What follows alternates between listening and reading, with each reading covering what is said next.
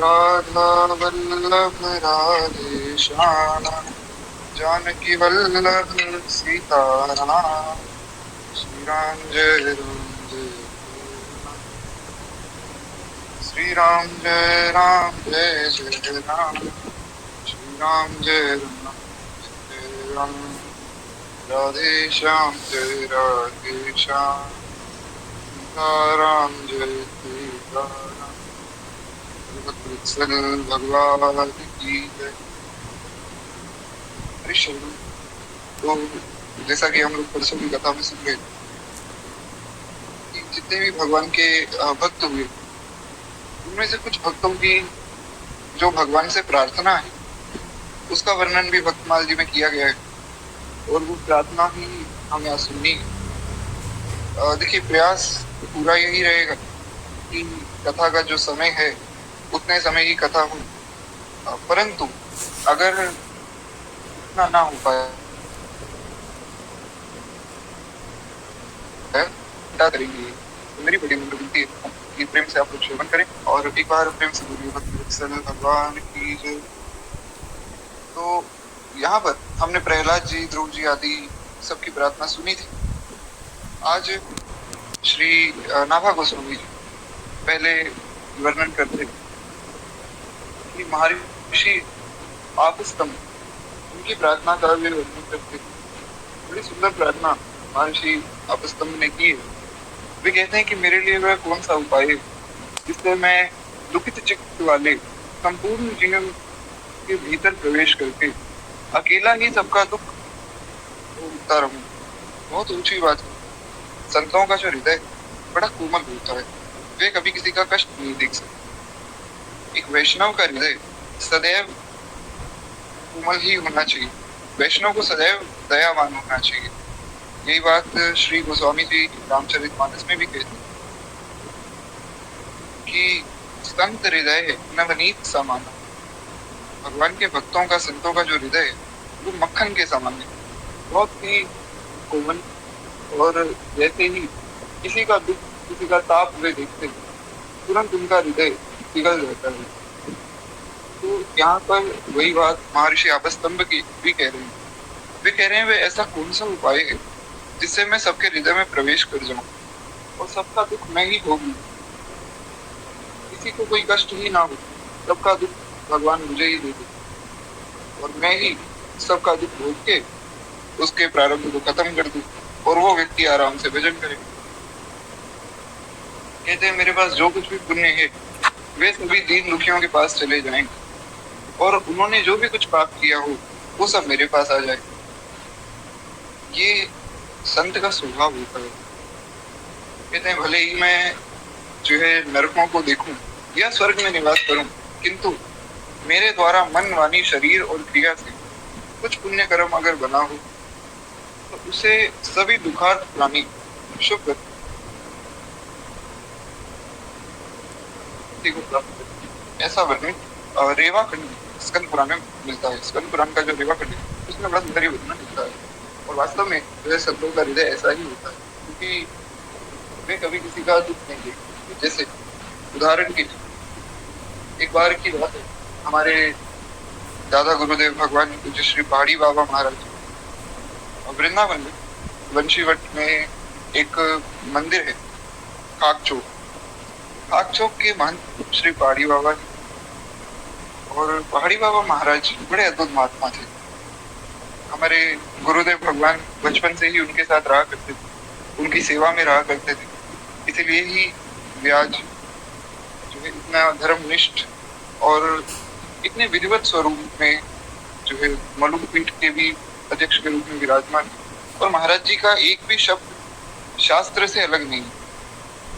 उनकी वाणी में ऐसी सामर्थ्य है कि कोई एक बार सुन ले तो मन करता है कि बस इन्हें सुनते ही रहे, उनकी बात को स्वीकार कर। ये सब संतों की कृपा से, संतों की सेवा से ही आता है। तो मुझे श्री पहाड़ी बाबा महाराज वे बहुत ही दयालु थे। तो नीचे वे उठते और उठकर जितने भी वहाँ जीव जंतु जैसे कोई चींटियां हैं तो चींटियों के लिए भोजन देते, चिड़िया आती है तो चिड़िया को भोजन देते, उसके बाद जो बंदर हैं उनको भोजन देते, जितने भी पशु पक्षी उनके पास में रहते थे वृंदावन, सबको वे कुछ ना कुछ भोजन देते। और ऐसा वैसा भोजन नहीं, बढ़िया देसी घी का बना हुआ बढ़िया भोजन उन्हें पवाते। एक बार की बात है कि बहुत सी चिड़िया जो है मुझे श्री पहाड़ी बाबा महाराज के पास आई। तो वे क्या करते थे कि कमरे में चले जाते थे, और कमरे में भगवान जाने इतनी चिड़िया कैसे सब आ जाती थी, उन्हीं की माया थी। तो सब चिड़िया आई, और जो बढ़िया भुजिया उन्हें वे खिलाते थे वे खत्म हो गए थे। तो एक और पैकेट भुजिया का पड़ा था, लेकिन वो देसी घी का नहीं था। महाराज जी ने वो चिड़िया को दिया, चिड़िया ने खाया नहीं। तो तुरंत उन्होंने आदेश दिया कि जाओ बढ़िया देसी घी के भुजिया लाओ, हम चिड़िया को भोजन करेंगे। महाराज तुरंत जो है उनके शिष्य गए और लेकर आए, चिड़िया को भोजन कराया, बड़े प्रसन्न हो गए मन में। तो ऐसे ही एक दिन वे बैठे थे और जितने बंदर थे उनको भी भोजन करा रहे थे। अब वृंदावन में जितने भी बंदर हैं वे साधारण नहीं, वृंदावन का कोई भी प्राणी साधारण नहीं, सब भगवत स्वरूप ही है महाराज। तो सब बंदर वहां आए, सबने खूब प्रेम से भोजन भी पाया, फिर सब चले गए। एक बंदर पेड़ पर ही बैठा रहा, ना तो भोजन करने आया ना महाराज जी की बात सुनी। तो महाराज जी ने उसे इशारे से बुलाया, अपने पास बैठाया और बैठाकर पूछा कि भैया तुम बीमार हो। अब देखिए, जो इस कोटि के संत होते हैं उन्हें पशुओं की, जीवों की, सबकी भाषाएं आती हैं। तो इसमें कोई संदेह ना करे कि बंदर से बात कैसे करेंगे। वे तो ऐसे महापुरुष थे कि कहीं भी कोई व्यक्ति अगर बैठा है तो उसकी पूरी जन्म कुंडली बता देते थे कि वो पिछले जन्म में कौन था, क्या था, अगले जन्म में क्या होगा, कैसा वो भजन करता है, क्या वो करता है, सब बातें वैसे ही उनकी हथेली पर, ना ही कोई हाथ देखना, ना ही कोई मस्तक पे लकीरें पड़ना, वैसे ही बता देते। इस कोटि के महापुरुषों की लीला में ऐसा संशय नहीं करते। ठीक है, तो उस बंदर को बुलाया, उससे पूछा कि भैया तुम बीमार हो। उसने कहा हाँ महाराज जी बहुत बीमारी है। तो उस बंदर को थोड़ा सा कुछ पवाया, पवाकर भेज दिया। थोड़ी देर बाद सब शिष्यों ने देखा कि महाराज जी कांपने लग गए, ज्वर से, बुखार से उनका शरीर कांपने लग गया। सब शिष्य दौड़कर आए, बोले महाराज जी अभी तक तो आप बिल्कुल स्वस्थ थे, ये अचानक से आप, इतना ज्वर आपके अंदर कैसे आ गया, आपका शरीर कांप रहा है। तो श्री पहाड़ी बाबा महाराज कहते हैं कि देखो ऐसे ही बस कुछ प्रारब्ध रहा होगा, सो शरीर कांप रहा है। तो हमारे गुरुदेव भगवान उनके सबसे प्रिय शिष्य थे, सबने गुरुदेव से कहा कि महाराज आप जाकर बात करो, क्योंकि आप अगर पूछोगे तो महाराज जी आपको बता देंगे कि क्या बात। गुरुदेव ने पूछा कि महाराज जी आप ऐसे तो बीमार हो नहीं सकते, आपकी कोटि के संत अगर प्रारब्ध से बीमार हो जाएं तो हमारा क्या होगा। तो महाराज जी ने कहा कि देखो पंडित जी बात ऐसी है कि एक बंदर बेचारा बहुत बीमार बैठा था, ना भोजन कर रहा था, ना खेल रहा था, हमसे उसका दुख देखा नहीं गया, तो हमने उसकी बीमारी हमारे ऊपर ले ली। अब बेचारा आराम से खेल रहा है, तो जो है पेड़ों पर कूद रहा है, भाग रहा है, हमारा क्या है, ठीक होना होगा तो हो जाएंगे, नहीं तो भगवान की दया से खूब अच्छे से भजन तो चल ही रहा है। तो ऐसा स्वभाव केवल संतों में, ऐसी करुणा केवल संतों की ही महाराज है। एक बार प्रेम से बोलिए श्री पहाड़ी बाबा महाराज की जय। आज भी अगर आप में से कोई श्रीधाम वृंदावन अगर जाए तो वंशीवट में सुदामा कुटी और मलूक पीठ जहाँ है उसके थोड़ा ही आगे फाक चौक आश्रम भी, वहां आपको दर्शन अवश्य करना चाहिए मुझे दादा गुरुदेव श्री पहाड़ी बाबा महाराज। तो वही बात यहाँ पर महर्षि आपस्तंभ भी कह रहे हैं कि जिसका भी, जितने भी जीवों का जो प्रारब्ध है, जो पाप है वो मैं भोग लूं और मेरे सब पुण्य उन्हें दे दूं ताकि वे आराम से रहें। और एक प्रार्थना जो है श्री ग्रंथी देव की करते हैं, ग्रंथी देव की कथा तो आपको जानते ही होंगे, तो श्रीमद् भागवत में वर्णन मिलता है। ग्रंथी देव कहते हैं कि मैं भगवान से 8 सिद्धियां, सिद्धियों से युक्त परम गति और अपुन भर मोक्ष नहीं चाहता हूँ। मैं नहीं चाहता हूँ कि मुझे जो है 8 सिद्धियां मिले या मोक्ष, मैं केवल यही चाहता हूँ कि समस्त प्राणियों के हृदय में स्थित होकर उन सबके सारे दुख मैं भोग लूं, जिससे कोई भी प्राणी दुखी ना हो, सब लोग सुखी रहें। तो ऐसा है संतों का हृदय। जिन संतों को आजकल लोग ढोंगी पाखंडी कहते हैं, तो उनका हृदय कुछ इस प्रकार का है। और जो वास्तव में ढोंग पाखंड कर रहे हैं उनका महाराज खूब बोलवाला है संसार, क्या कहा जाए।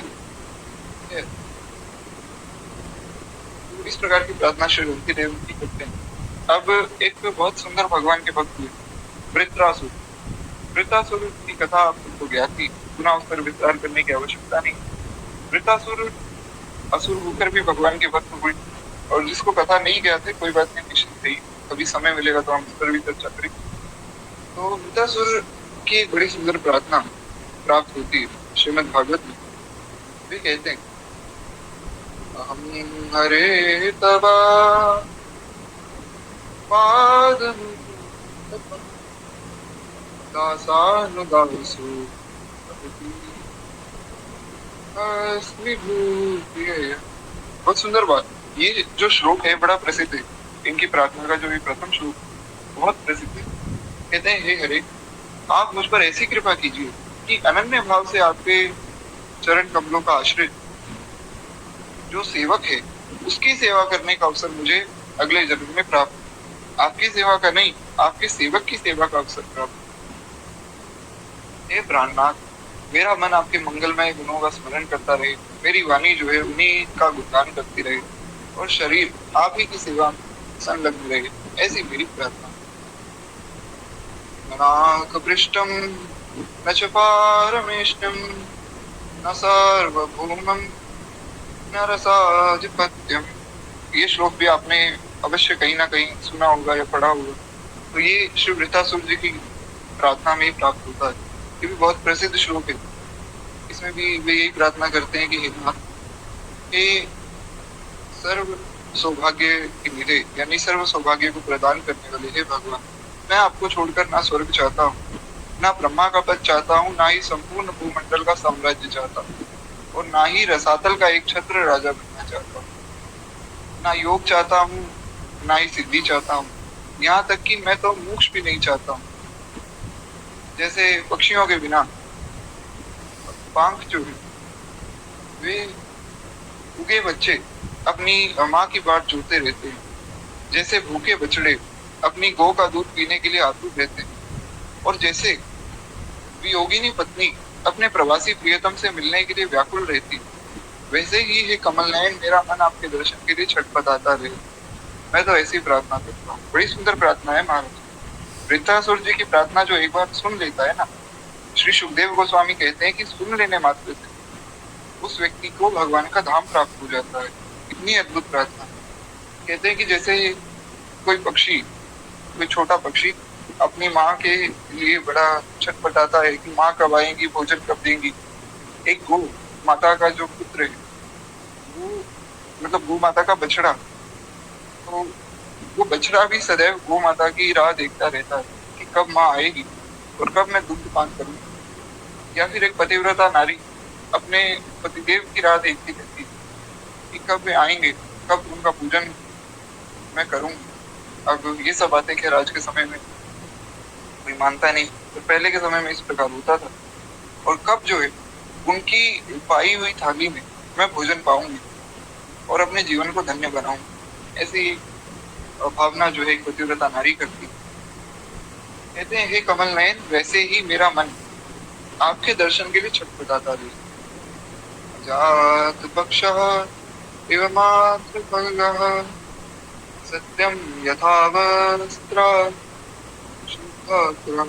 बहुत प्यारी बात। कहते हैं कि हे नाथ, इस प्रकार जैसे एक बछड़ा अपनी माँ की राह देखता है, उसी प्रकार मैं आपकी राह देखता हूँ। प्रियम प्रियेवः वयुसन्ति विष्णः मनोरविन्दाक्ष दिदेक्षते त्वाम्। और जैसे एक पतिव्रता नारी अपने प्रवासी पति की राह देखती, वैसे ही आपके दर्शन के लिए मेरा मन छटपटाता है। मैं हमेशा व्याकुल रहूं कि किस प्रकार आपका दर्शन है। यही बात श्री मीराबाई ने बड़े सुंदर भाव में एक पद के रूप में कही। हरि दर्शन की प्यासी अखियां, हरि दर्शन की प्यासी, हरि दर्शन की प्यासी, देख क्यों चाहे कमल नयन को, नित दिन रहत उदासी अखियाँ हरि दर्शन की प्यासी। बड़ा प्यारा भाव है कि भगवान ना तो हमें मोक्ष चाहिए, ना कि आपसे कोई अर्थ काम चाहिए, हमें तो केवल आपका दर्शन चाहिए। अर्थ चाहिए ना धर्म काम चाहिए। श्री भरत जी महाराज की क्या सुंदर प्रार्थना है कि अर्थ चाहिए ना धर्म काम चाहिए, कौशल्या कुमार मुझे राम चाहिए।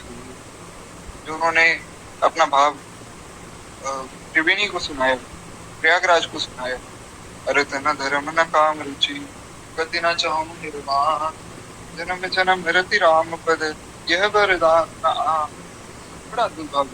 ठीक है, तो कुछ इस प्रकार जो है ये वृत्रासुर की जो प्रार्थना है ये बहुत अद्भुत प्रार्थना है, और निश्चित रूप से जो है सबको एक बार तो कम से कम पढ़नी है, सुननी ही चाहिए।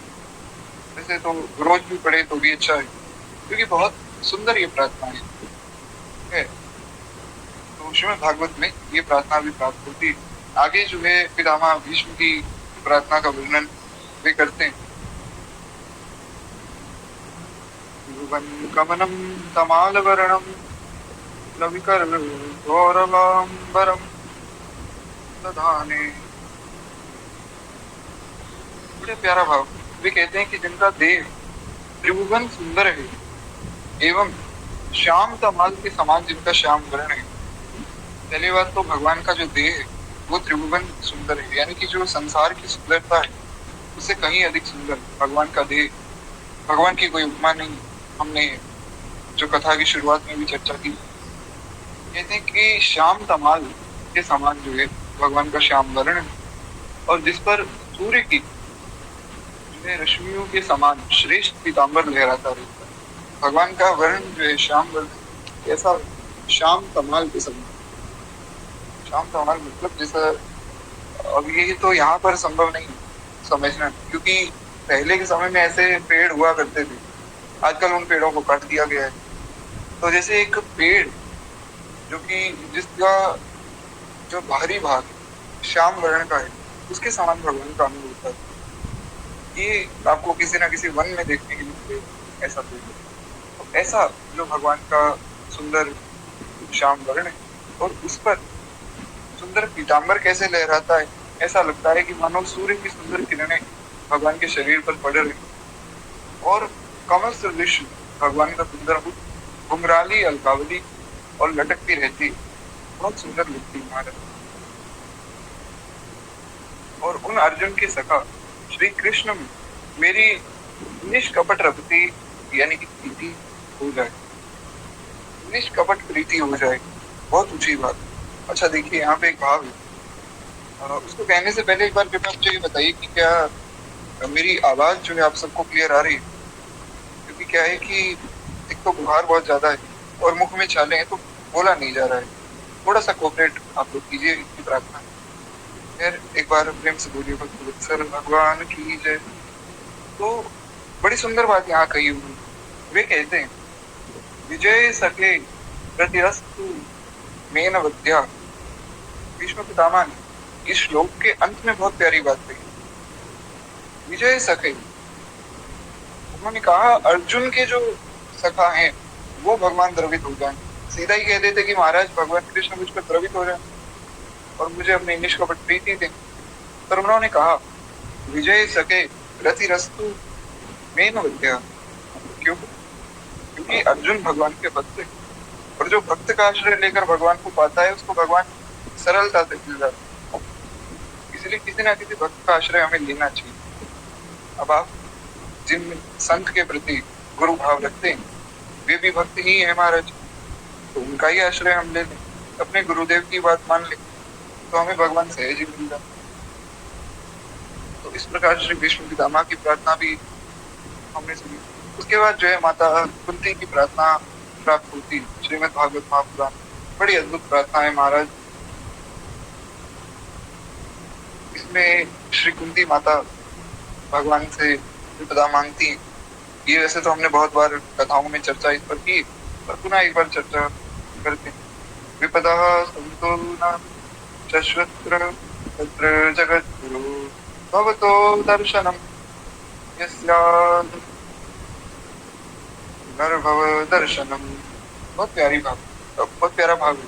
कहते हैं कि हे जगत गुरु कृष्ण, हम लोगों के जीवन में सर्वदा पद पद पर विपत्तियां आती रही। माता कुंती ने कहा कि हे नाथ, मैं तो ये चाहती हूँ कि मेरे जीवन में पद पद पर विपत्ति आए, पद पद पर कहीं ना कहीं कोई दुख मिले। भगवान ने कहा कि अरे बुआ जी, गलत बोल दिया आपने, शायद विपत्ति आपको नहीं बोलना था, आपको शायद संपत्ति बोलना था। शायद दुख की जगह आप सुख बोलना चाहती थी, गलती से आपने दुख बोल दिया। कोई बात नहीं, वैसे तो मेरे भक्त के मुख से निकली जो बात है मैं सत्य करता हूँ, पर कोई बात नहीं, आप जो है अपनी गलती मान के इस बात को सुधार लो तो मैं आपको सुख दूँ। माता कुंती ने कहा नहीं, मैंने जो बोला है वो सोच समझ कर सत्य ही बोला, मुझे विपत्ति ही चाहिए। भगवान ने कहा क्यों, विपत्ति का क्या करोगी? अरे किसी भक्त ने आज तक विपत्ति नहीं मांगी। माता कुंती कहती है कि हे नाथ, भवतो दर्शनम, क्योंकि विपत्तियों में ही निश्चित रूप से आपके दर्शन हुआ करते हैं, और आपके दर्शन होने पर फिर जो है पुनर्जन्म का चक्र मिट जाता है। आपका दर्शन विपत्ति में होता है ना, क्यों? दर्शन तो पहले भी हो सकता है, भगवान विपत्ति में ही क्यों आते हैं? भगवान तो बड़े निर्दयी। ऐसा अगर किसी के मन में आ रहा है तो बिल्कुल गलत। भगवान तो सदा सर्वदा से हमारे पास ही। दिक्कत ये है कि हम लोग जो है भगवान को याद ही विपत्ति में करते हैं। कोई बीमार हो गया, चलो भैया कोई ना कोई पाठ करवा दें तुम्हारे लिए माला जप कर ले। मेरे पास भी बहुत से ऐसे मैसेज आए कि हम आपके लिए माला करेंगे। देखिए, ऐसा बिल्कुल भी मत कीजिए। भगवान का नाम बहुत अनमोल है, उसको अगर आप छोटी मोटी बीमारियों के लिए अगर प्रयोग करें कि जी अमुक व्यक्ति की बीमारी ठीक हो जाए, वो ठीक नहीं है। आप भगवान से प्रार्थना करें कि हमारी कथा चलती रहे, बस इतना पर्याप्त है। बाकी बीमारी का क्या है, आज है। लेकिन हमें समझना है कि केवल बीमारी में, केवल दुख में, केवल विपदा में ही भगवान का स्मरण हुआ था। जब हम प्रसन्न होते हैं तब भगवान का स्मरण कहाँ होता है महाराज? तब तो हमें लगता है कि हम ही सब कुछ। मैं आपकी बात नहीं कर रहा हूँ, तो संसार के जो अन्य लोग हैं उनकी बात कर रहा हूँ, जो मेरे जैसे ढोंगी पाखंडी लोग, उनकी बात कर रहा हूँ। आप तो सब भक्त हैं। तो कहने का आशय ये कि भगवान को अगर दुख में याद करेंगे तो दुख में ही आएंगे। इसीलिए माता कुंती कहती कि हे नाथ, हमें विपत्ति ही दे दी थी ताकि आपका दर्शन होता रहे। और एक बात जो है बहुत यहाँ पर सुंदर एक भाव में कहना चाहता हूँ। देखिए, एक बात आप सुनते होंगे, सभी कथावाचक भी यही बात बताते हैं कि देखो, भगवान एक बार वृंदावन को छोड़ के गए, उसके बाद भगवान लौट कर ही नहीं आए। 111 वर्ष बाद भगवान लौट कर आए हैं, तब उन्होंने राधा रानी से मिलन किया है, ब्रजवासियों से मिलन किया है। पर ऐसा नहीं है, ये बात झूठी है। ऐसा मैं नहीं, ऐसा हमारे गुरुदेव भगवान कहते हैं। क्योंकि नरसिंह पुराण अगर आप पढ़ेंगे, नरसिंह पुराण में वर्णन है कि पांडव जो, जब उन्हें वनवास मिला था तो पांडव जो है 14 वर्ष वन में रहे। और नरसिंह पुराण में वर्णन मिलता है कि वन में जब वे रहे तो काम वन में भी रहे, मतलब घूमते फिरते वे काम वन की ओर भी आए। अब काम वन जो है राजस्थान में एक जगह है जो कि आदि वृंदावन कहा गया। वास्तव में वृंदावन वो ही है, काम वन। तो महाराज काम वन में भी जो है पांडव रहे। काम वन पर हमने विस्तार में चर्चा की थी जब कथा शुरुआत हुई थी पहले दिन। तो वहां पर जो है उन्होंने पांडवेश्वर महादेव की स्थापना की और नरसिंह भगवान का भी मंदिर स्थापित किया। समय के साथ जो है वो जो मंदिर है नरसिंह भगवान का, उसमें सब सेवाएं बंद हो गई और मंदिर में लोगों का आना जाना भी बंद हो गया। अब कोई आता ही नहीं था, तो ना कोई ब्राह्मण सेवा करते थे, ना ही कुछ होता था। तो उस मंदिर की खैर पुनः स्थापना हुई। हमारे गुरुदेव भगवान की जो है पुनः वहां गए कामवन, और उन्होंने इस मंदिर को पुनः स्थापित किया। और हमारी ही परंपरा के एक आचार्य वहां पर खूब सुंदर सेवा भी कर रहे हैं नरसिंह भगवान। तो वहां पर जो है नरसिंह पुराण की कथा अभी हुई महाराज जी की कुछ दिन पहले। उसमें महाराज जी ने बड़ी सुंदर बात एक बताई कि नरसिंह पुराण में ऐसा वर्णन मिलता है कि जब कामवन में सब पांडव रहे तो वहां पर उन्होंने पुरोहित रूप में स्वीकार किया। एक मनुष्य को कभी भी पुरोहित के बिना और आश्रम के बिना नहीं रहना चाहिए। आजकल ये बातें ना तो किसी को समझ में आती है, ना ही कोई पालन करता है, लेकिन ये बातें बहुत आवश्यक है। अगर आप एक ब्रह्मचारी और आपका ब्रह्मचर्य आश्रम पूर्ण हो गया तो तुरंत आपको विवाह करना चाहिए और गृहस्थ आश्रम में प्रवेश करना चाहिए। गृहस्थ का कर्तव्य पूर्ण हो गया तो तुरंत जो है वानप्रस्थ में प्रवेश करना चाहिए। आजकल तो महाराज लोग कहते हैं कि अभी तो हमारी उम्र ही क्या है, 30-40 साल के होंगे तब विवाह करेंगे। तो ये ऐसी उल्टी सीधी बातें कभी मन में आती जब सत्संग से व्यक्ति दूर हो जाता है।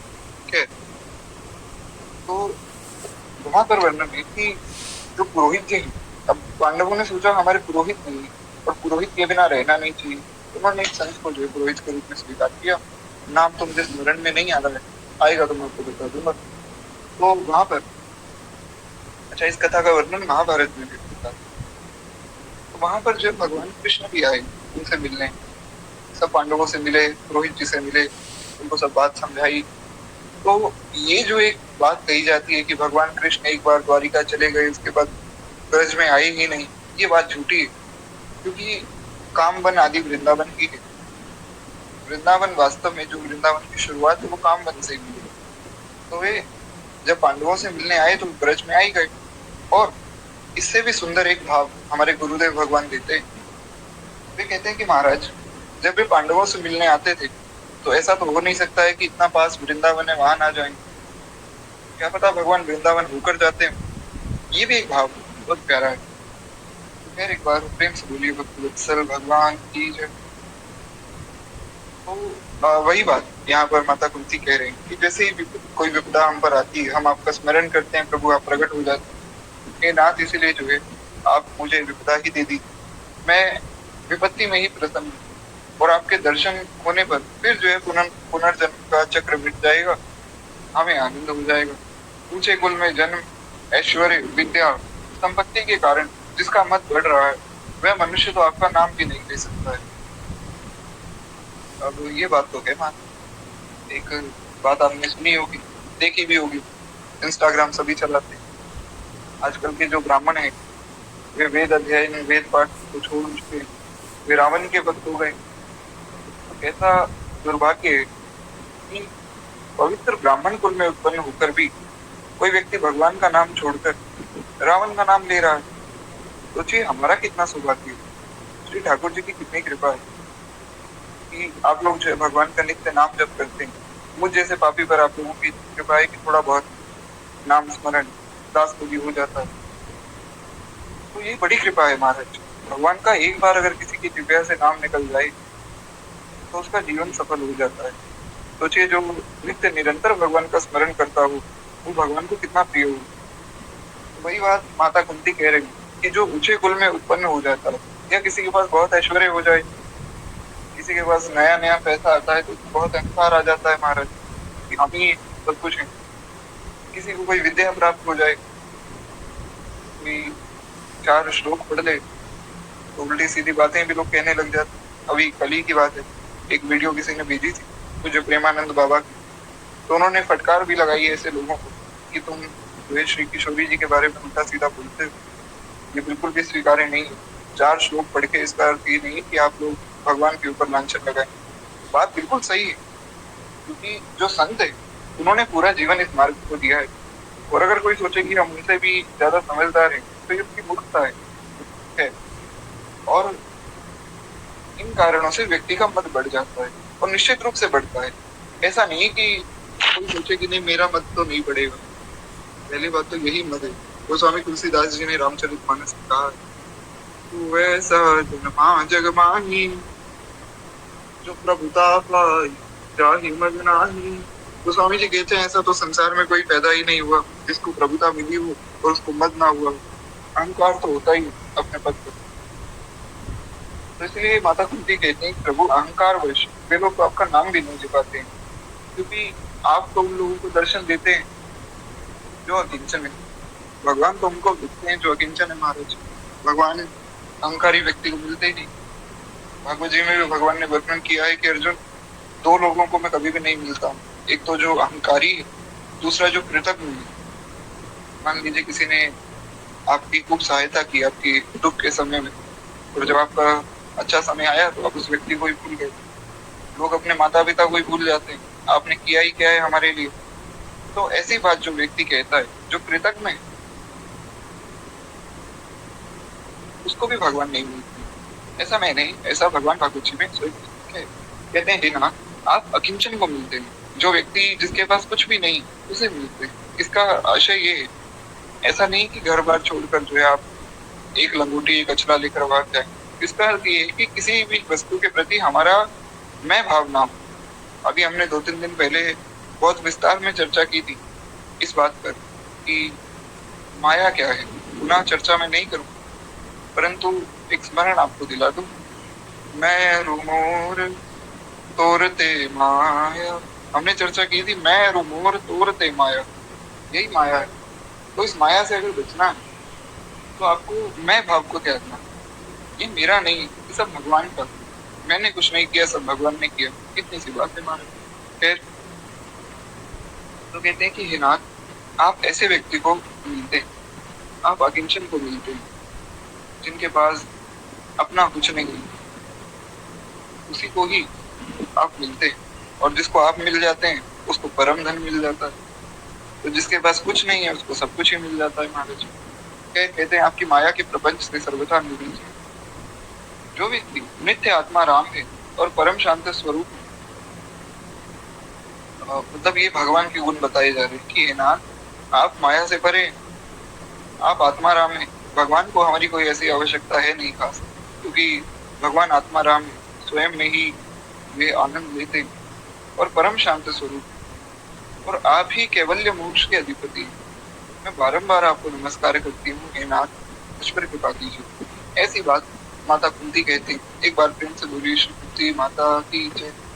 उसके बाद जो है श्री बिल्व मंगल जी की प्रार्थना भी प्राप्त होती। बहुत सुंदर प्रार्थना बिल्व मंगल जी करते हैं।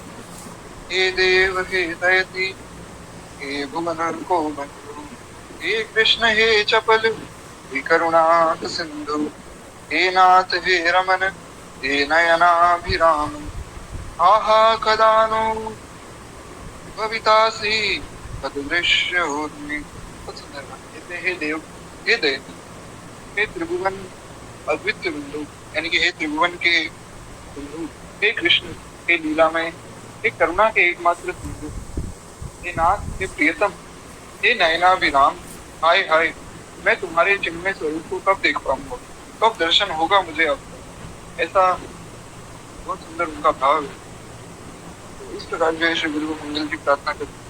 उसके बाद जो है श्री शंकराचार्य भगवान की प्रार्थना भी प्राप्त होती है। बहुत सुंदर प्रार्थना श्री शंकराचार्य भगवान की।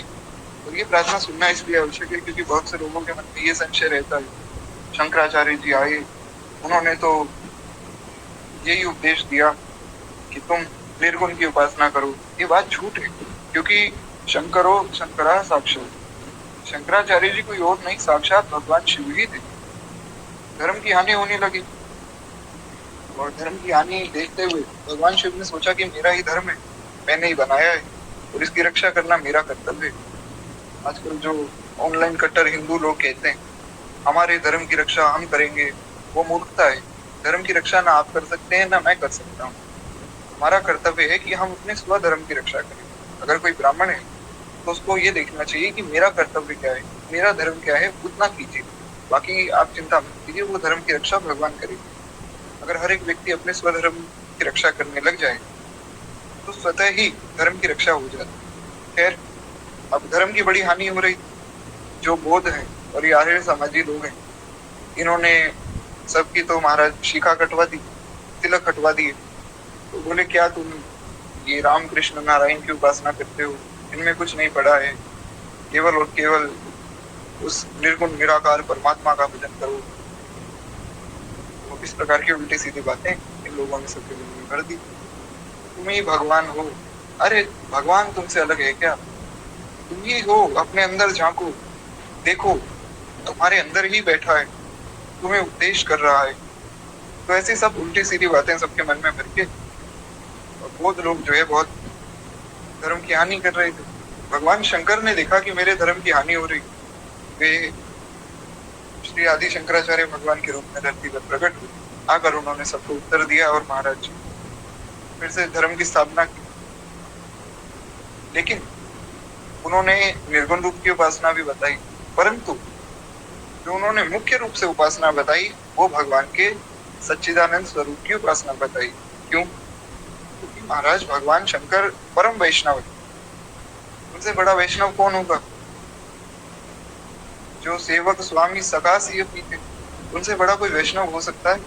और कोई वैष्णव अगर आकर ये कह दे कि भगवान की उपासना छोड़ो और तुम जो है निर्गुण निराकार व्यक्ति को देखो, हालांकि निर्गुण निराकार स्वरूप ही भगवान का है, पर कोई वैष्णव ये थोड़ी कहेगा कि सगुण रूप की उपासना छोड़ दो। इसलिए ये जो भ्रांति है कि आदि शंकराचार्य भगवान तो निर्गुण रूप के उपासक ही थे, ये बहुत गलत बात है। आदि शंकराचार्य भगवान तो परम भक्त थे, परम वैष्णव थे, क्योंकि वे साक्षात शंकर हैं। बड़ी सुंदर प्रार्थना वे करते हैं। सब लोग बहुत ध्यान से इस प्रार्थना को सुने, एक बार प्रेम से बोलिए भगवान की जय। वे कहते हैं कि हे नाथ, हे विष्णु, हे भगवान विष्णु, मेरा अभिनय दूर कीजिए, मेरे मन का दमन कीजिए और विषयों की जो मृग तृष्णा है उसको शांत कर दीजिए। यानी कि विषयों के प्रति जो मेरा मन भागता है उस मृग तृष्णा को शांत कर दीजिए। हे नाथ, जगत में प्राणी मात्र के प्रति दया भावना का विस्तार कीजिए, यानी कि मेरे मन में सबके प्रति दया का विस्तार हो, मैं सबके प्रति जो है अच्छा भाव रखूं और इस संसार सागर से मेरा उद्धार कीजिए। मैं भगवान श्रीपति के चरणार बिंदों वंदन करता हूँ, जिनका मकरंद गंगा और सौरभ सच्चिदानंद है, यानी कि जिन चरणों से परम पवित्र श्री गंगा जी प्रकट हुई, मैं उन चरणों का वंदन करता हूँ।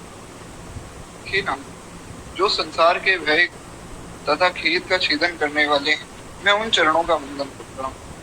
हे प्रभु, वस्तुतः मुझ में और आप में भेद नहीं है। अब देखिए, ये बात यहाँ आ गई, ये शंकराचार्य भगवान ये बात कह रहे हैं।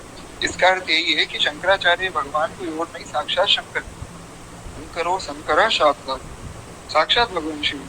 वे कहते हैं कि हे नाथ, वस्तुतः आप में और मुझ में कोई भेद नहीं। इसको इस प्रकार से समझिए, क्योंकि अगर दूसरे भाव में समझेंगे तो ये समझ आएगा कि हम ही भगवान हैं, फिर वो उपासना ही अलग हो जाएगी, वो वैष्णव उपासना नहीं। हमें तो भगवान का दासत्व चाहिए। तो वास्तव में इसको इस भाव में समझना चाहिए कि यहाँ भगवान शंकर कह रहे हैं कि प्रभु आप और मैं तो एक ही हैं, हरि और हर में कोई भेद नहीं। हे नाथ, तथापि मैं आपका हूँ और आप मेरे नहीं है, क्योंकि तरंग की जो है समुद्र होती, समुद्र तरंग कहीं नहीं होता है। इसका सरल भाव ये है कि हे नाथ, मैं तो आपका सेवक हूँ पर आप मेरे सेवक नहीं। ऐसा भगवान शंकर का भाव है। क्यों? वे कहते हैं कि समुद्र से तो तरंग उठ जाती, तरंग से समुद्र थोड़ी उठ जाएगी, तो इसलिए मैं तो आपका सेवक हूँ।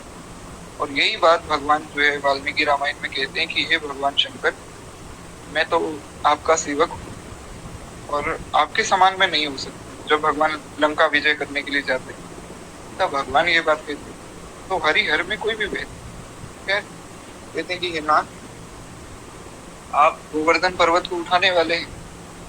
ये इंद्र के अनुज, इंद्र के अनुज मतलब इंद्र के छोटे भाई। भगवान इंद्र के छोटे भाई के रूप में कब आए? महर्षि कश्यप की जो है 13 पत्नियां, उसमें से प्रमुख 2 पत्नियां थी, एक दीति एक अदिति। दीति जो है राक्षसों की माता हुई, हिरण्याक्ष हिरण्यकश्यप आदि जितने राक्षस हैं नाग हैं, उनकी माता दीति। और जितने देवता हैं 12 आदित्य हैं, इनकी जो है माता अदिति हुई, जिसमें प्रथम सूर्य भगवान और इंद्र भी माता अदिति के ही पुत्र हैं।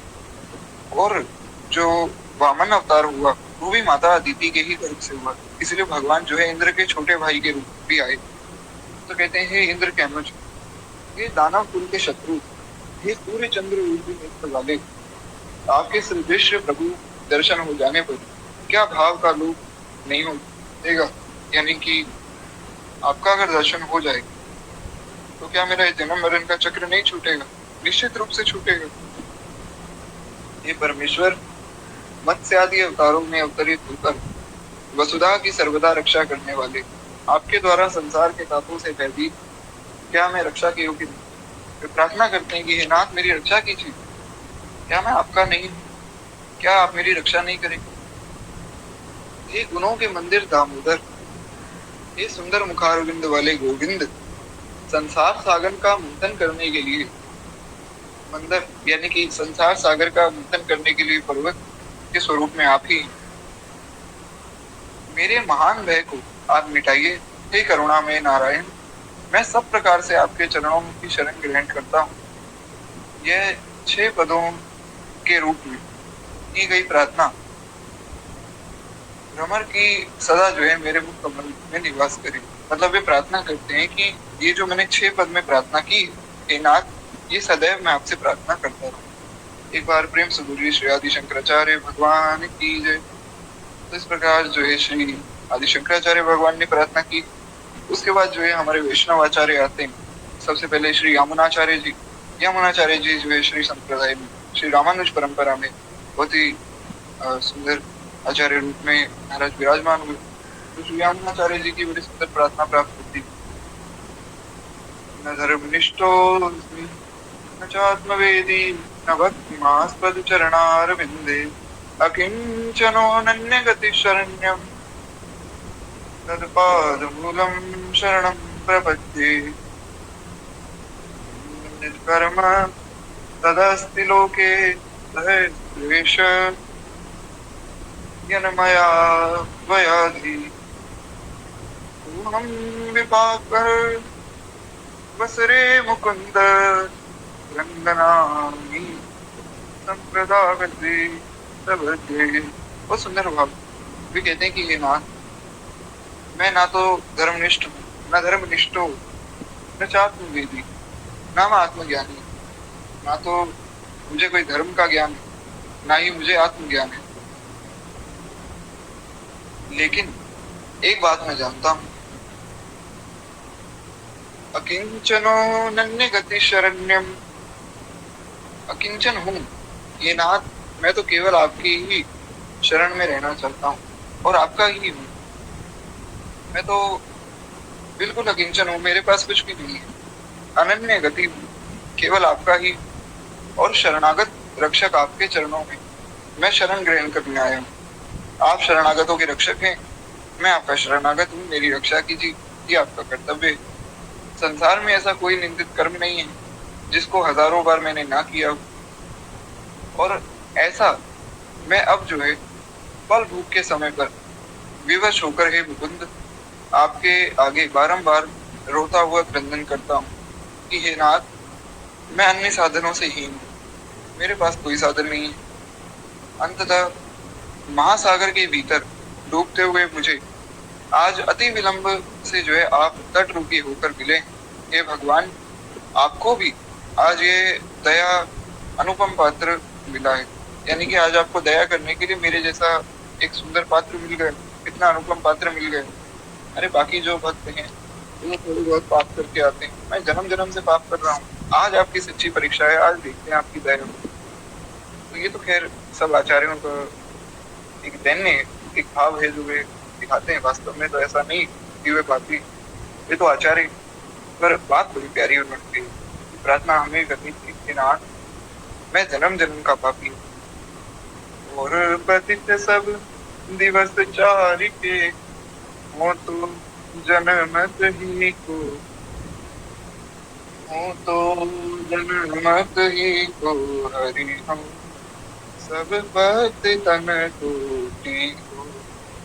बड़ा प्यारा भाव श्री तुलसीदास जी महाराज कहते हैं, हरि हो तब पति तन कोटि। ये नाथ, बाकी जितने आपके भक्त हैं, जितने लोग शरण में आते हैं, कहते हैं कि हम पापी हैं, वो तो शायद कुछ दिनों के पापी होंगे। मैं जन्म जन्म से पाप करता आ रहा हूँ, उस पर भी कृपा कीजिए। इस प्रकार श्री यमुनाचार्य स्वामी जी ने प्रार्थना की। एक बार प्रेम से बोलिए श्री यमुनाचार्य स्वामी जी महाराज की जय।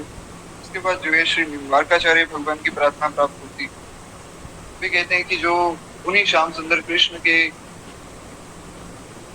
वामांग में प्रसन्नता पूर्वक विराजमान हो रही, जिनका रूप, शील, सौभाग्य अपने प्रियतम के सर्वथा अनुरूप है, सहस्त्रों सखियां सदा जिनकी सेवा करती, उन संपूर्ण अभिष्ट और कामनाओं को देने वाली वृषभानु नंदिनी श्री राधा का हम सदा स्मरण करते हैं। वे कहते हैं कि जो भगवान के वाम भाग में विराजमान, यानी कि भगवान का भी नाम ले लिया और श्री किशोरी जी का भी नाम ले लिया, मैं उन श्री किशोरी जी से प्रार्थना करता हूँ, मैं उन श्री राधा रानी से प्रार्थना करता हूँ कि वे मुझ पर द्रवित हो और जो है मेरा कल्याण करें। ऐसी बड़ी सुंदर प्रार्थना श्री निम्बारकाचार्य भगवान श्री किशोरी जी से करते हैं। एक बार फिर से बोलिए श्री निम्बारकाचार्य भगवान की। इस प्रकार की प्रार्थना उन्होंने की। उसके बाद जो है श्री चैतन्य महाप्रभु की प्रार्थना प्राप्त होती, न धनम न जनम न सुंदरी कविता वा जगदीश कामये मम जनमे जनमीश्वरे कविता भक्ति रहे तुकी त्वयि। बड़ी प्यारी बात। ये कहते हैं, हे जगदीश, ये श्लोक आपने कहीं ना कहीं सुना भी होगा अवश्य, बहुत प्रसिद्ध श्लोक है। वे कहते हैं कि हे जगदीश, ना धनम ना जन्म ना सुंदरी, ना तो मुझे धन ना जन, यानी कि ना तो ना जन्म चाहिए ना धन चाहिए, ना ही मुझे सुंदर स्त्री चाहिए। कविता मतलब वे कहना चाहते हैं कि मेरी प्रार्थना ये है कि मुझे कुछ नहीं चाहिए, मुक्ति भी नहीं चाहिए, बस जन्म जन्म मेरी जो है आप ईश्वर में जो है अहेतु की भक्ति हो। और हे गोविंद, वह दिन कब होगा जब आपका नाम लेने पर मेरी आंखों से अविरल अश्रु धारा प्रवाहित होगी, मेरी वाणी जो है प्रेम वेग से गदगद हो जाएगी और मेरा शरीर पुलकित हो जाएगा। ऐसी प्रार्थना वे अपने शिक्षाष्टकम में करते हैं। तो चैतन्य महाप्रभु बड़ी सुंदर प्रार्थना भगवान से कर रहे हैं कि हे नाथ, ऐसा दिन कब आएगा जब आपकी कथा सुन के, आपका नाम लेके मेरी वाणी गदगद हो जाएगी, मैं मेरे नेत्रों से अश्रुधार बहेगी। हे नाथ, वो दिन कब आएगा? वास्तव में चैतन्य महाप्रभु जब कीर्तन किया करते थे, ऐसा आनंद उनके शरीर में होता था, ऐसा पुलकित शरीर होता था, शरीर जलने लग जाता था भगवान के विरह में। और इतना जलता था कि उनके शरीर पे चंदन का लेप किया जाता था ताकि उनके शरीर की जलन शांत हो जाए। वो चंदन का लेप भी सूख के जल जाता था महाराज। ऐसा विरह श्री चैतन्य महाप्रभु का था। खैर, एक बार प्रेम से बोलिए श्री चैतन्य महाप्रभु की जय। इस प्रकार जो है श्री चैतन्य महाप्रभु की कथा भी प्राप्त होती, उनकी मतलब प्रार्थना प्राप्त होती। उसके बाद जो है श्री सूरदास जी की एक बड़ी सुंदर प्रार्थना है, और ये जो है प्रार्थनाओं में अंतिम प्रार्थना है। उसके बाद जो है भगवान और भक्तों की सुंदर वाणी, और उसके बाद जो है मूल भक्त मार्ग में प्रवेश करेंगे। तो आज तो कह रही है भक्त और भगवान की वाणी शायद ना हो पाए, क्योंकि क्या है कि अब मुझसे ज्यादा देर तक बोला नहीं जा रहा। पर सूरदास जी की प्रार्थना करके हम प्रयास करेंगे थोड़ा सा चर्चा करें, उसके बाद वाणी को विश्राम देंगे। और खैर, एक बार प्रेम से बोलिए भक्त वत्सल भगवान की। तो कहते हैं, जी और कौन पहचान जी, और कौन पहचान आके द्वार जाई सिर नाम, परहत कहाँ बिकाम जी, और कौन पहचान ऐसो को दाता समर्थ है, जाके दिए पुकाम तुम जी, और कौन पहचान अंतकाल तुमरो सुमिरन गति, अंततः कहूँ नहीं पाऊं तुम जी, और कौन पहचान। बहुत प्यारा भाव। श्री सूरदास जी कहते हैं कि नाथ, आपको छोड़ के कहाँ जाऊंगा, किसके पास जाऊं, और ऐसा समर्थ दाता है कौन जो देता जा रहा है, मैं खाता नहीं। अंत काल में तुम्हारा स्मरण करके अनन्य गति कैसे प्राप्त होगी? अगर आपको छोड़ दूंगा तो महाराज कहाँ जाऊंगा? रंक अयाची कियो सुदामा, यो अभय पद धाम, कामधेनु चिंतामणि दीनम, कल्प वृक्ष तर छाम जी, और कौन पहचान जी, और कौन पहचान। कहते हैं नाथ, रंग और अयाची मतलब श्री सुदामा जी जो अकिंचन थे, रंग थे, उनको आपने राजा कर दिया। आपने कामधेनु चिंतामणि ही उनको प्रदान कर दिए। नाथ, आपको छोड़ के कहाँ जाऊं? अब समुद्र अति देखी भयानक, मन में अधिक डराऊं, जे कृपा सुमिरी अपनों पन सूरदास बलिजाम। हाँ सूरदास बलिजाम तजी और कौन पे जाम। तजी और कौन पे जाम। बड़ा प्यारा भाव। कहते हैं हे नाथ, भव समुद्र अति भयानक है, मुझे बहुत डर लगता है, आप मुझे निकालिए। हे प्रभु, आपके सिवा कौन ऐसा होगा जो मेरी रक्षा करेगा। हे नाथ, उस पर कृपा कीजिए। अगर मैं पापी हूँ, अगर मैं कामी हूँ, अगर मैं क्रोधी हूँ, प्रभु मैं जैसा हूँ मैं आपका हूँ। हे नाथ, मैं आपकी शरण में, तो नाथ उस पर कृपा कीजिए, अपना जन जानकर कृपा कीजिए। हे प्रभु, मुझे स्वीकार कीजिए। ऐसी बड़ी सुंदर बात श्री सूरदास जी महाराज कहते हैं। एक बार प्रेम से बोलिए श्री सूरदास जी महाराज की जय। अब अंतिम एक प्रार्थना श्री गोस्वामी तुलसीदास जी की भी। महाराज कहीं भक्ति की चर्चा हो और भक्तमाल के सुमेरु तुलसीदास जी की चर्चा ना हो, ये कैसे हो सकता है। तो अंतिम प्रार्थना श्री गोस्वामी तुलसीदास जी की, जिसमें मानस जी की 3 चौपाइयों का सुंदर वर्णन है। अर्थ न धर्म न काम रुचि रति न क्रम निर्वाण। जन्म जन्म रति राम पद यह वरदान न आन। कहते हैं नाथ, ना मुझे अर्थ चाहिए, न धर्म चाहिए, न काम चाहिए, कहाँ तक कहूँ गति ना चाहूँ निर्वाण, मोक्ष भी नहीं चाहिए, चाहे बार बार जन्म लेना पड़े कोई बात नहीं, बस इतनी प्रार्थना है कि जन्म जन्म रति राम पद, जन्म जन्म मेरी रति जो है आपके चरणों में हो। प्रभु ऐसी मुझ पर कृपा कीजिए। ऐसी प्रार्थना श्री भरत जी महाराज करते हैं, गोस्वामी जी कहते हैं। गोस्वामी जी कहते हैं, वो सम दीन न दीन हित तुम समान रघुवीर। अस विचार रघुबंत मणि हर कहते हैं नाथ, मेरे समान ना कोई दीन है और आपके समान कोई दीनों का हितकारी नहीं। मैं सबसे दीन हूँ संसार में और आप दीनों के सबसे बड़े हितैषी। ऐसा विचार करके ये नाथ, ये रघुवंश मणि, अस विचार रघुवंश मणि हरों विषंभव वीर।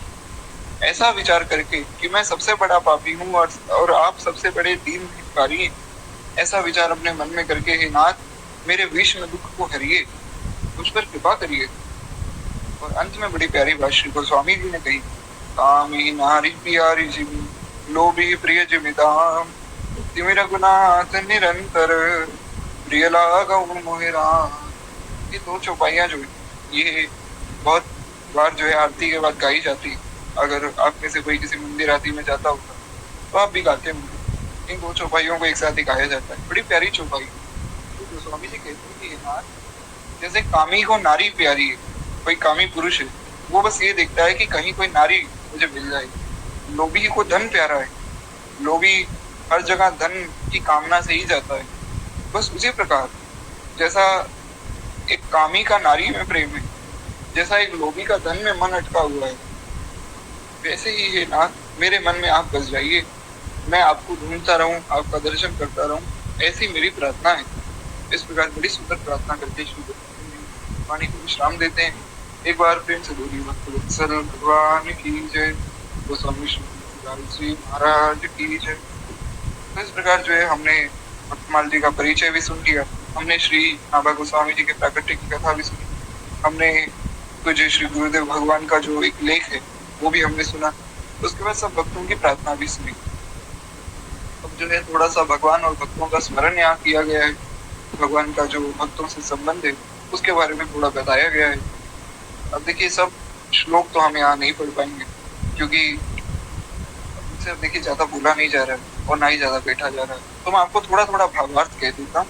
उसके बाद जैसे श्री ठाकुर की इच्छा हो फिर जो है हम लोग कथा में प्रवेश करेंगे। बड़ी प्यारी बात है, भागवत जी में भगवान वर्णन करते हैं, अहम भक्तां पराधी हूँ। भगवान कहते हैं भक्तों के आदि, अहम भक्तां पराधी हूँ। और वासव तंत्र इव द्विज, बहुत सुंदर बात। भगवान ने कहा दुर्वासा जी, मैं सर्वथा भक्तों के आदि हूँ और मुझे तनिक भी स्वतंत्रता नहीं है, मैं स्वतंत्र हूँ ही नहीं, जो मेरा भक्त कहता है वही करना पड़ता है। भक्त मेरे स्वामी, कितने सुंदर बात। अनंत अनंत कोटि ब्रह्मांड के स्वामी, जिनके भय से भय भी भयभीत हो जाए, जिनके आंख के इशारे से काल थर कांपने लग जाता है, जिन भगवान का स्मरण सारा जगत करता है, जिन भगवान के इशारे पर माया नाचती है, वो भगवान कह रहे हैं कि हे नाथ, हे दुर्वासा जी, मैं भक्तों के अधीन हूँ, मुझे तनिक भी स्वतंत्रता। मेरे सीधे साधे सरल भक्तों ने हृदय को जो है अपने हाथ में रखा है। मेरा हृदय तो उनके हाथ में है। भक्तजन मुझे प्यार करते हैं और मैं उनसे प्यार करता हूँ। ब्राह्मण अपने भक्तों का एकमात्र आश्रय मैं ही हूँ। ऐसे भक्त जो हैं वो मुझे बहुत प्रिय है और उनके मैं अधीन, जिनका एकमात्र आश्रय केवल भगवान।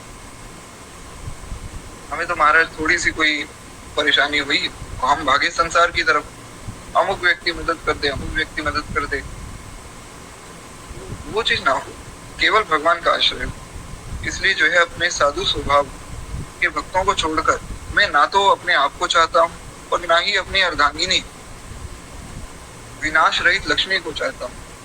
कितनी सुंदर बात कह दी भगवान ने। भगवान ने कहा ना तो मैं अपने आप को चाहता हूँ, ना ही अपनी अर्धांगिनी को चाहता हूँ, मैं तो केवल अपने भक्तों को चाहता हूँ।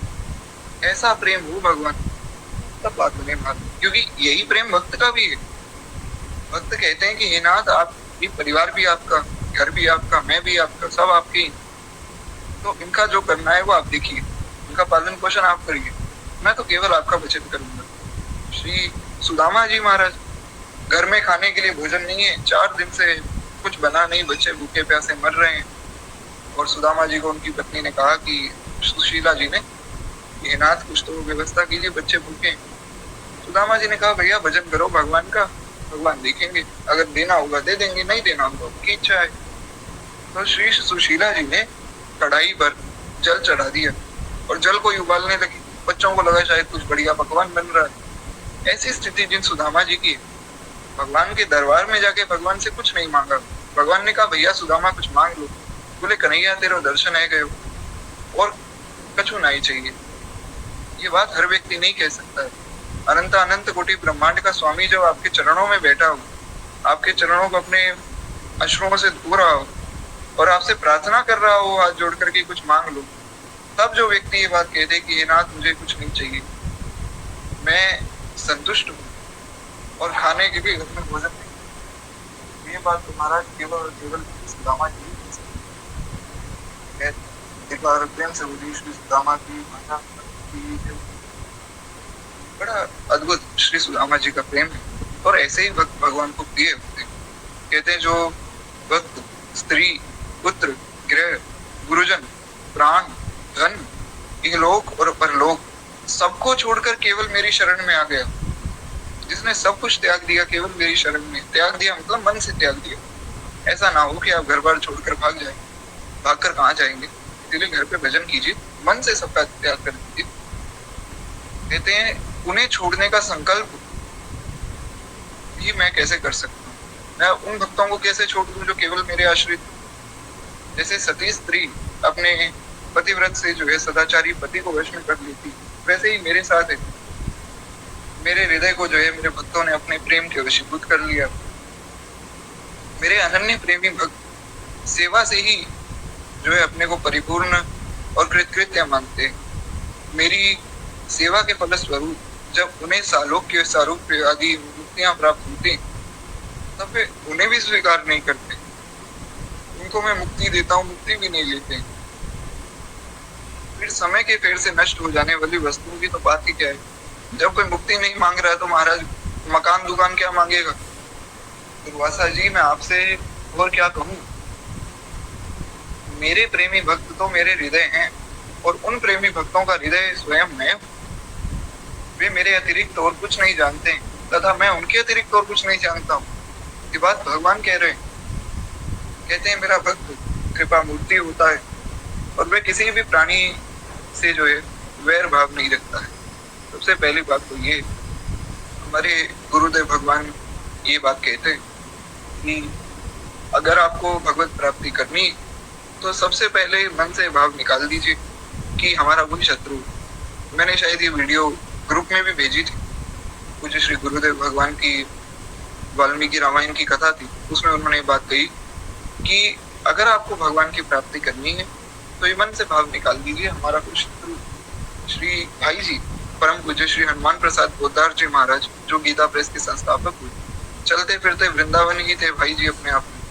भाई जी महाराज कहते थे कि भैया जो व्यक्ति द्वेष करता है किसी से वो भगवान को नहीं पा सकता है, इसलिए द्वेष हटा दीजिए मन से।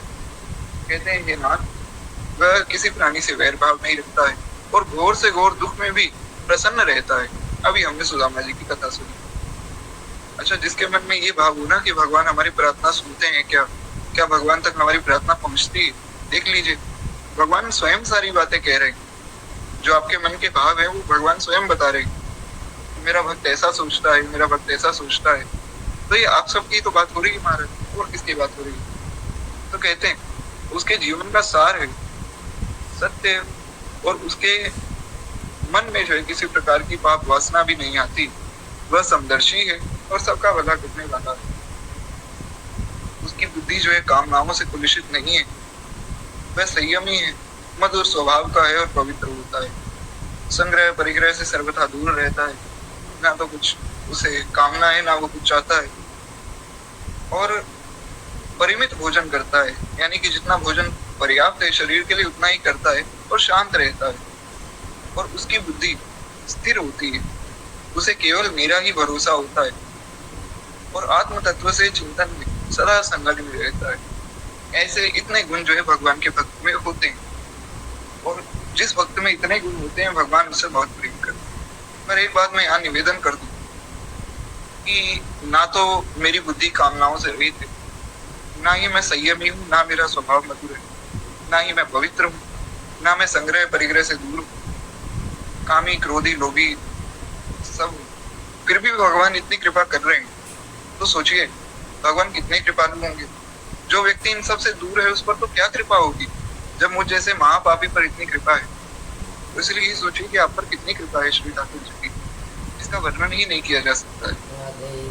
कहते हैं कि वे प्रमाद रहित होता है, मेरा भक्त प्रमाद रहित होता है। भगवान के भजन में प्रमाद नहीं करना चाहिए।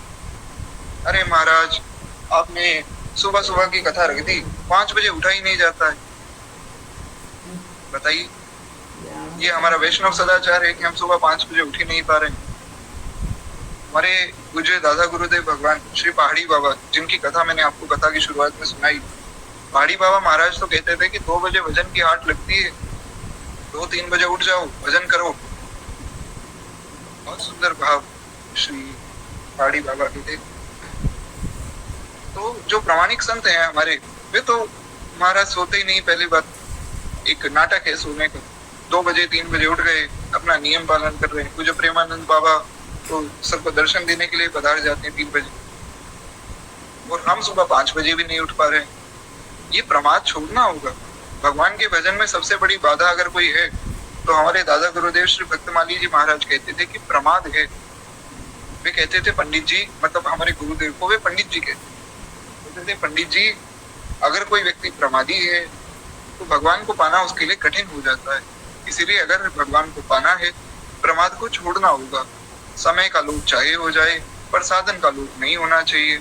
ऐसी बात जो है पूज्य दादा गुरुदेव भगवान कहा करते थे कि समय का लोभ हो जाए कोई बात नहीं, किसी दिन आप नहीं उठ पाए, लेट हो गए, तो भी साधन का लोभ ना हो, तो भी हमें जो नियम मिला है गुरुदेव से उसका पालन तो करना ही चाहिए। खैर, कहते हैं वह स्वयं तो कभी किसी प्रकार का सम्मान चाहता नहीं, परंतु दूसरों का सम्मान अवश्य करता रहता है। समय समय पर दूसरों का सम्मान करता है और मेरे संबंध की बातें दूसरों को समझाने में बड़ा निपुण होता है। सबको मेरी कथा सुनाता है और सभी का जो है भला चाहता है। ऐसा भगवान का भक्त होता है। उसके बाद वे कहते हैं कि मेरा भक्त जो है सभी के साथ मित्रता का व्यवहार करता है और उसके हृदय में करुणा भरी होती है। मेरे तत्व का उसे यथार्थ ज्ञान होता है। ऐसे भक्त को जो है मेरे तत्व का यथार्थ ज्ञान होता है।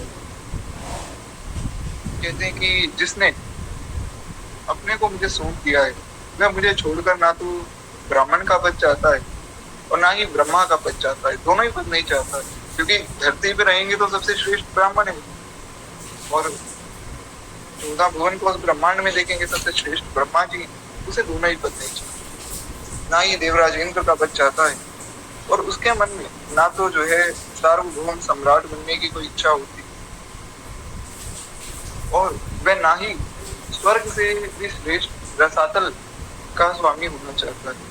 अच्छा, एक बात बहुत जरूरी है, ये जो रसातल है ना, जिसको हम पाताल आदि कहते हैं, कि धरती के नीचे एक पाताल है, राक्षस रहते हैं, बड़ा भयानक है। हमारा स्वर्ग से भी ज्यादा सुंदर है रसातल।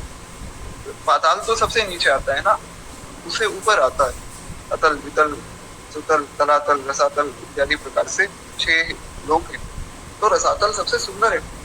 बलि महाराज भी वहां के राजा थे, तो वो बहुत सुंदर है। तो वे कहते हैं कि चलो स्वर्ग नहीं चाहिए तो क्या पता आपके भक्त को रसातल चाहिए। उन्हें रसातल का राज्य भी नहीं चाहिए, वह योग की बड़ी बड़ी सिद्धियां भी नहीं चाहता है। अरे कहाँ तक कहूँ दुर्वासा जी, मेरा भक्त तो मोक्ष भी नहीं चाहता है। ना तथा में प्रियतम आत्मयोनिन शंकर, कहते हैं उद्धव, मुझे तुम्हारे जैसे प्रेमी भक्त जितने प्रिय हैं, उतने प्रिय तो मुझे मेरे पुत्र ब्रह्मा, मेरी आत्मा शंकर। भगवान कह रहे हैं शंकर जी तो मेरी आत्मा है, मेरे प्राण है शंकर। अगर शंकर जी मुझसे दूर हो जाएं तो मैं बचूं ही ना। भगवान ये बात कह रहे हैं, मैं नहीं कह रहा हूँ।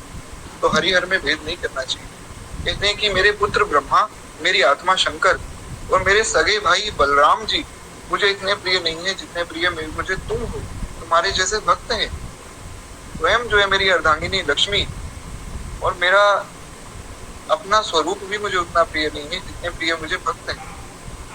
इसीलिए देखिए भगवान कितनी करुणा करते हैं, भगवान की कितनी कृपा है। पग पग पर भगवान की कृपा बरस रही है, हम अनुभव नहीं कर पा रहे। महाराज इतनी कृपा केवल भगवान कर सकते, आप अनुभव करना शुरू कीजिए। पग पग पर भगवान की कृपा दिखेगी। आपके मन में कोई विचार आया उससे पहले वो पूर्ण हो जाएगा। मैं बहुत विश्वास के साथ आपको कह रहा हूँ। और मुझे अभी 101 बुखार है, मुख में छाले हैं, गला बंद हो चुका है, कितनी दवाइयां ले ली, गले से बुला ही नहीं जा रहा। फिर भी भगवान की कथा इस शरीर से हो रही है। भगवान की कृपा ही तो है, क्योंकि कहने वाले तो भगवान है महाराज। बहुत कृपा है श्री ठाकुर जी, हमें बस केवल अनुभव करना है। बारंबार भगवान कृपा बरसा रहे हैं, हम गलतियां करते जा रहे हैं, भगवान कृपा करते जा रहे हैं। केवल अनुभव की बात। इसीलिए गोस्वामी जी कहते हैं कि ऐसे भगवान को भी अगर कोई छोड़कर किसी और का भजन कर रहा है, ते नर पशु बिन पूंछ पशम, वो तो फिर पशु है, वो मनुष्य है ही नहीं। महाराज अगर ऐसे भगवान को भी अगर कोई छोड़ दे, कहाँ उसकी गति हो, किसके पास हो जाएगी। एक बार प्रेम से बोलिए तत्वत्सल भगवान की जय। कहाँ तक भगवान में विश्वास दिलाएं। वे कह रहे हैं कि एक बार मेरी शरण में आ जाओ, बस एक बार ये कह दो, हे नाथ मैं आपका हूँ, हे नाथ आप मेरे, प्रभु मुझे स्वीकार कीजिए। भगवान कह रहे हैं मैं सब पापों से तुम्हें मुक्त कर दूंगा, तुम एक बार आओ तो सही, एक बार कहो तो सही, संसार को छोड़ के तो देखो। हम संसार की बातों में घुसे, उनके यहाँ पुत्र हो गया, उनका विवाह हो गया, अरे आपको क्या लेना किसी का विवाह हो गया। भजन कीजिए, भजन समय बहुत कम है। कहते हैं कि जिसे किसी की अपेक्षा नहीं है, जो जगत की चिंता से सर्वदा ऊपर हो चुका है और मेरे मनन चिंतन में तल्लीन है और राग द्वेष ना रखकर सबके प्रति समान दृष्टि रखता है, उस महात्मा के पीछे पीछे मैं निरंतर सोचकर घूम करता हूँ, मतलब घूमा करता हूँ कि ये कुछ मांगे और मैं इनको दे दूं। भगवान पीछे पीछे भागते हैं भक्त के कि इनके मन में कुछ इच्छा हो और मैं तुरंत पूरी कर दूं। धन्य है भक्त को इच्छा ही नहीं करता। भगवान कहते हैं कि मैं उनके पीछे पीछे घूमता हूँ कि उनके चरणों की रज उड़े और मेरे मस्तक पर आ जाए। भक्तों के चरणों की रज वैसे तो भक्त देंगे नहीं, मैं उनके पीछे पीछे भागता हूँ कि चलेंगे, धूल उड़ेगी, वो चरण रज मैं अपने सिर पर स्वीकार कर लूँ। जिसकी वाणी प्रेम से गदगद हो रही है, चित्त पिघल रहा है, एक और बहता रहता है, एक क्षण के लिए भी जिसका रोने का तांता नहीं टूटता, यानी कि जो मुझे याद करके नित्य रोता रहता है, परंतु जो कभी खिलखिलाकर हंसने भी लगता है। अब भगवान का भक्त तो महाराज अपनी धुन में मस्त होता है, संसार के लोग समझते हैं पागल है, कभी वो खूब रोता है भगवान के विरह में, भगवान का दर्शन होता है तो खिलखिलाकर हंसने लग जाता है। लोगों को लगता है कोई पागल है, पहले रो रहा था हंस रहा है, पर उन्हें क्या पता कि अंदर की स्थिति क्या है। कहते हैं कहीं लाज छोड़कर ऊंचे स्वर में गाने लग जाता है तो कहीं नाचने लग जाता है। भैया उद्धव, मेरा वह भक्त न केवल अपने को बल्कि सारे संसार को पवित्र कर देता है। और ऐसे भक्त की मैं आपको उदाहरण भी दे देता हूँ। परम भक्ता श्री मीराबाई, मीराबाई महाराज, मीराबाई, क्या अद्भुत उनका भाव था। ऐसी लागी लगन मीरा हो गई मगन, वो तो गली गली हर गुन गाने लगी।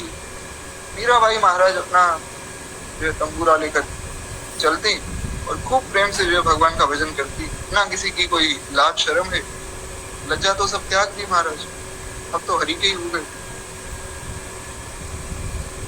तो इस प्रकार का जो भक्त है, कहते हैं कि वो सारे संसार को पवित्र कर देता है, वो 14 भुवन को, उस ब्रह्मांड को पवित्र कर देता है। ऐसा वो भक्त जो उसका दर्शन कर ले, दर्शन करने मात्र से पवित्र हो जाए, ऐसा मेरा भक्त होता है। जो मेरी भक्ति प्राप्त करना चाहता है वह मेरे जो है अमृतमयी कथाओं को श्रद्धा से सुने, बहुत जरूरी। भगवान कहते हैं जो मेरी कथा सुनता है उसे मेरी भक्ति मिलती है। निरंतर मेरे गुण लीला और नाम का संकीर्तन करे और मेरी पूजा में अत्यंत निष्ठा रखे। अत्यंत निष्ठा रखे मतलब सेवा पूजा में मर्यादा रखे शास्त्रों में। ऐसा ना हो कि जैसा मन आ रहा है वैसे पूजा कर रहे हैं। हमारा तो भाव है जी, शास्त्र के विरुद्ध भाव नहीं होता। जो नियम शास्त्रों में बताए गए हैं उनका पालन होना चाहिए। अभी कल ही किसी से चर्चा हो रही थी महाराज, एक माता जी हैं हमारे ग्रुप में, कथा में तो खैर वे नहीं आते पर मैं नाम भी नहीं लूंगा। उन्होंने कहा कि अभी अभी हम लोग जो है एक माता जी से कथा सुनकर आएंगे, उनका भी नाम लेने की आवश्यकता नहीं। बोले उन्होंने कथा में ऐसी ऐसी बात कही, मन को बड़ा दुख हुआ। तो मैंने कहा कि स्त्रियों से तो कथा सुननी ही नहीं चाहिए।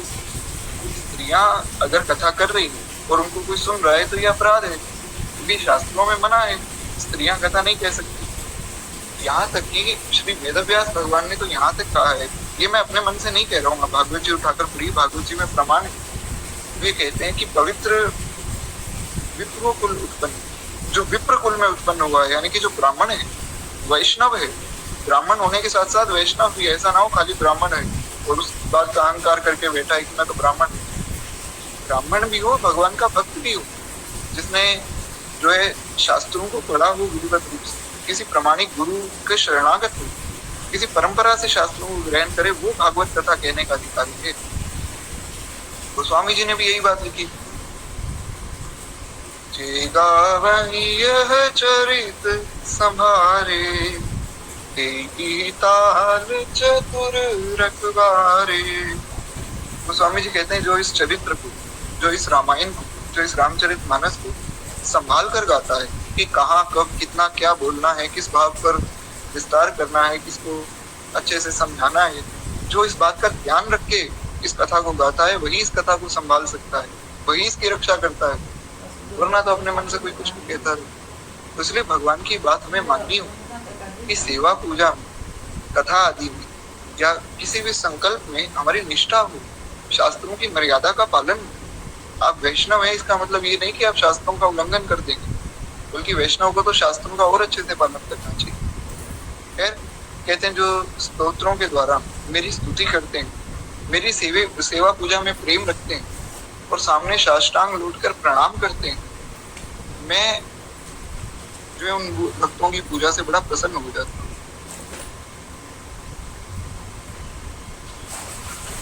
तो भगवान कहते हैं कि जो भी व्यक्ति इस प्रकार पूजा करता है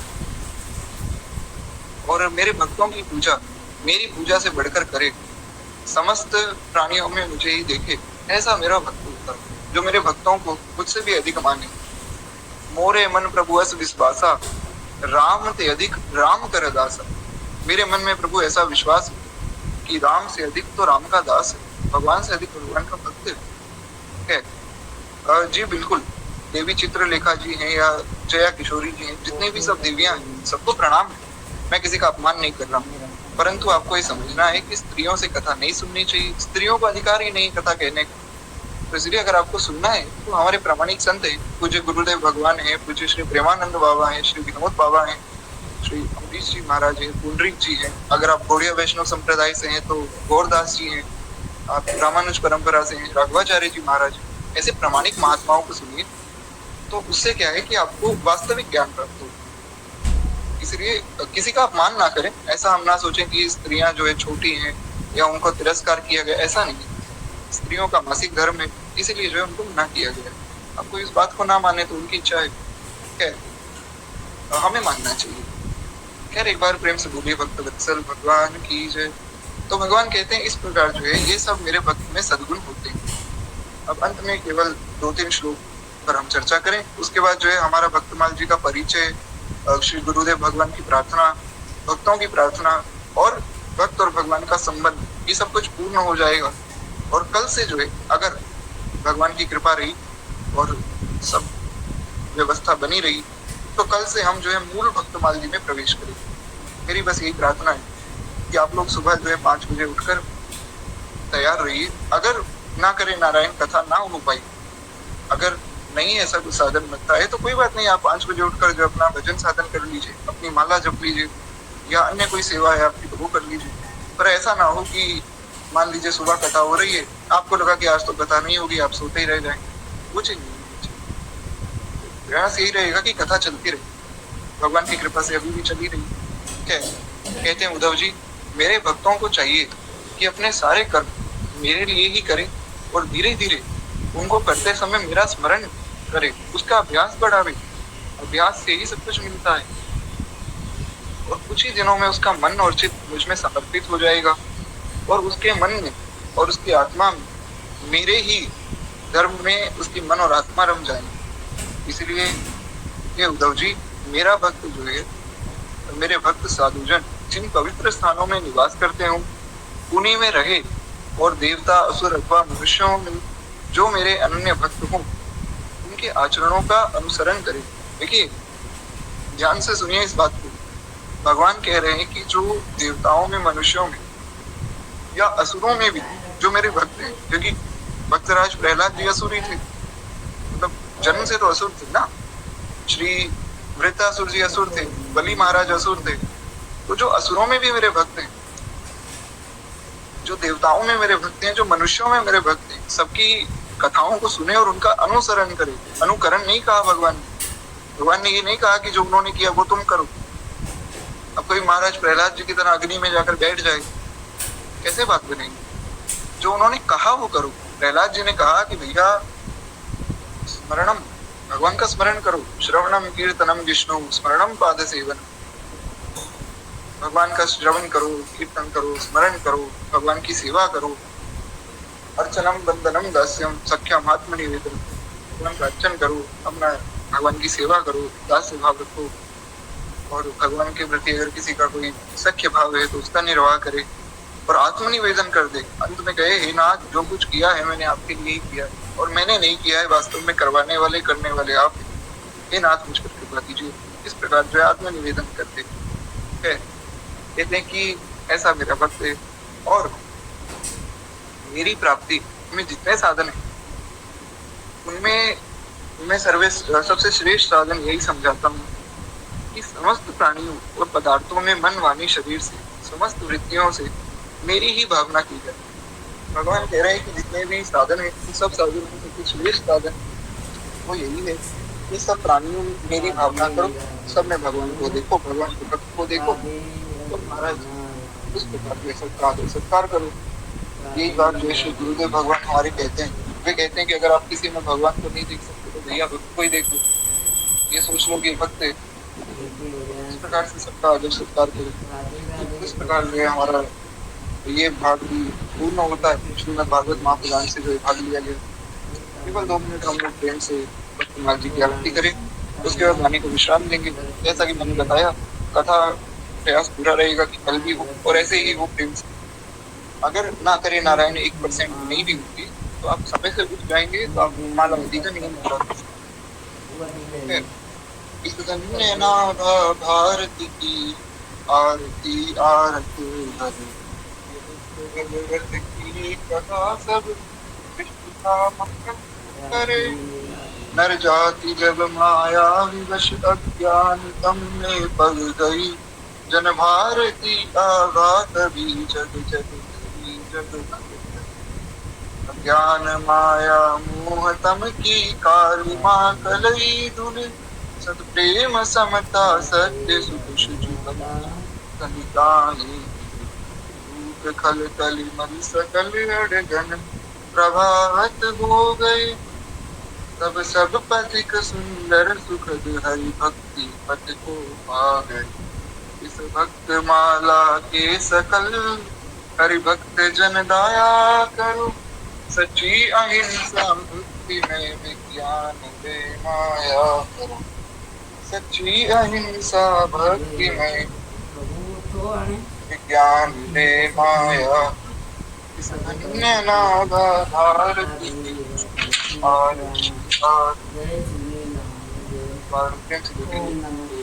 भगवान की जय। बाल कृष्ण लाल की जय। माधुरी महादेव की जय। सतगुरुदेव भगवान की जय। स्वामी तुलसीदास जी महाराज की। विश्वनाथ राम चरित मानस।